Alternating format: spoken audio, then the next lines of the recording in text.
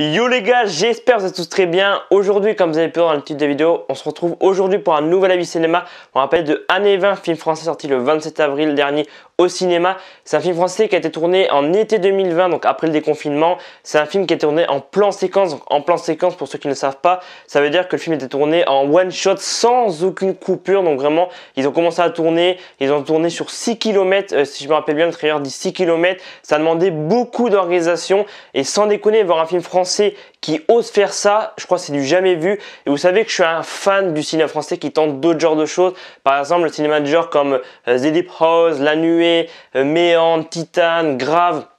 On a eu aussi Ogre dernièrement qui est sorti il y a quelques semaines, dont j'ai fait la critique. Et c'est vrai que je suis un grand fan de cinéma. J'ai vu la bande-annonce sur Allociné parce que je regardais la fiche d'un film et clairement ça m'a suggéré la bande-annonce. J'ai regardé et j'étais en mode mais c'est quoi ce film français dont personne ne parle? Il est sorti donc le 27 avril dernier et franchement c'est juste une masterclass limite. Pour moi, voilà, des films comme ça français, ça devrait faire plus de vues, ça devrait faire beaucoup plus parler. J'ai regardé sur YouTube, il y a très peu de personnes qui en ont parlé, même au niveau des médias et tout, il y a très peu de personnes qui en ont parlé. Et c'est dommage parce que quand je vois que des films, je prends souvent l'exemple de Qu'est-ce qu'on a fait au bon Dieu ou Les Tuches, mais il y a d'autres films français, genre souvent les films comédies français qui cartonnent. Alors évidemment, je dis pas qu'ils sont tous nuls, il y en a des fois qui sont bien. En général, moi les films français comédie, c'est pas le genre de cinéma français que j'aime. J'aime vraiment quand le cinéma français tente autre chose, comme le cinéma de genre qui s'est installé depuis quelques années maintenant. Et là, clairement, faire un film en plan séquence de 1h30, c'est juste hyper bien pensé. Ce qui m'a un peu déçu par contre par rapport à Années 20, c'est que je pensais vraiment que ça suivait des personnes dans la rue comme ça et qu'ils étaient d'accord pour tourner dedans. Alors qu'en fait, c'est des acteurs quand même qui sont assez connus. Alors, il y en a qui sont un peu inconnus, clairement, il y en a beaucoup que je connaissais pas dans le film.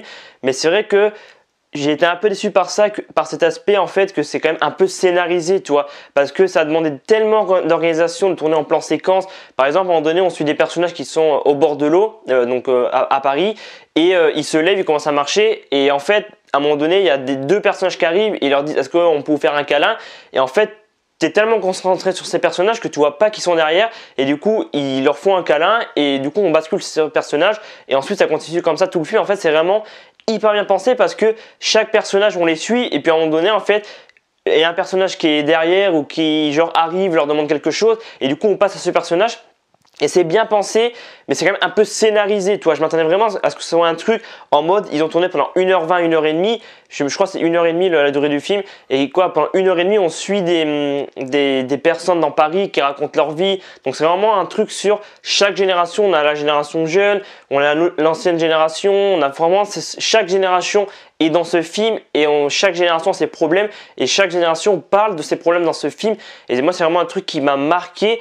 Mais moi, le truc qui m'a un peu dérangé, c'est que c'est quand même un peu scénarisé. Moi, dès le début, je me suis rendu compte que c'était scénarisé parce qu'au début, on suit deux personnes et j'ai trouvé que l'acteur récitait quand même des phrases. Enfin, voilà, j'ai trouvé que c'était un peu quand même écrit et tout par moment. Et ça se comprend parce que pour faire un film en plan séquence comme ça d'1h20 dans Paris, faut vraiment bien penser le truc et tout. Et comme dit le trailer, comme ils le disent dans le trailer justement, ils disent que fallait vraiment faire ça en mode une fois il n'y avait pas le droit à l'erreur. S'il y avait un truc qui allait pas pendant le tournage, il pouvait pas couper, toi. C'était vraiment du one shot et c'est un truc que j'ai beaucoup aimé.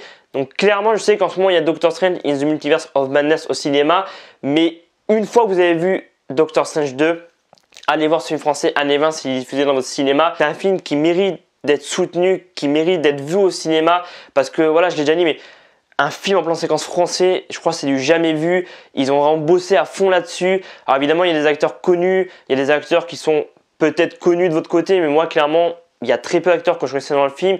Il y en a quelques-uns, mais vraiment, on les avait vus quand même assez souvent. Mais il y a des acteurs aussi pas connus, et c'est vrai que je trouvais qu'ils se sont quand même bien débrouillés. Alors par moments, c'est vrai que je trouvais que certaines personnes qui sont dans le film, tu sens qu'ils récitent un peu un texte, mais ouais, dans l'ensemble, c'est vraiment un film de malade mental. Et pour moi, c'est un des meilleurs films que j'ai vu en cette année 2022. Il y a beaucoup de films bien qui sont sortis en cette année 2022, mais c'est vrai que Années 20, sans déconner, il faut que vous allez mater ça. Je sais qu'il est diffusé dans très peu de salles parce que moi sur Bordeaux, il est que diffusé dans un seul cinéma. Mais si clairement dans votre ville il est diffusé dans un cinéma, mais foncez le voir, je pense que vous ne regretterez pas. Parce que comme j'ai déjà dit un peu avant, c'est vraiment un film centré sur toutes les générations. Toutes les générations sont représentées dans ce film.